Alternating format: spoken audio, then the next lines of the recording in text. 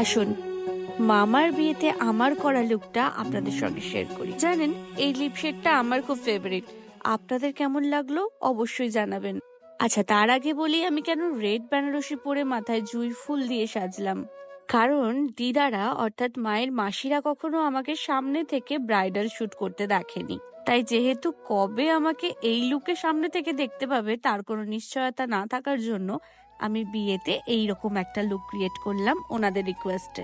যেহেতু আমাকে অনেকটা রাস্তা যেতে হতো তার জন্য আমি সোনার গয়না স্কিপ করেছিলাম। না, এইগুলো সোনার গয়না নয়, কিন্তু সোনার গয়নাকে হার মানাবে। 24 ক্যারেট গোল্ড প্লেটেড জুয়েলারি, হুবাহু সোনার রেপ্লিকা। জুয়েলারিগুলো আমি অলংকার থেকে পারচেজ করেছি। তোমরা চাইলে ওদের সাথে কন্ট্যাক্ট করতে পারো, আমি ওদের ডিটেলস দিয়ে দেব। বিয়ে বাড়িতে আমার করা এই লুকটা কিন্তু অনেকেরই নজর কেড়েছে। বিশেষ করে গয়নাগুলোর জন্য আমি আরো অনেক প্রশংসা পেয়েছি। জানেন, মামার বিয়েতে নেই করে 8 জনকে আমি নাম্বার দিয়েছি অলংকারের। আচ্ছা, আমার পরা কোন গয়নাটা আপনাদের সব থেকে বেশি ভালো লেগেছে কমেন্ট সেকশনে জানাতে ভুলবেন না।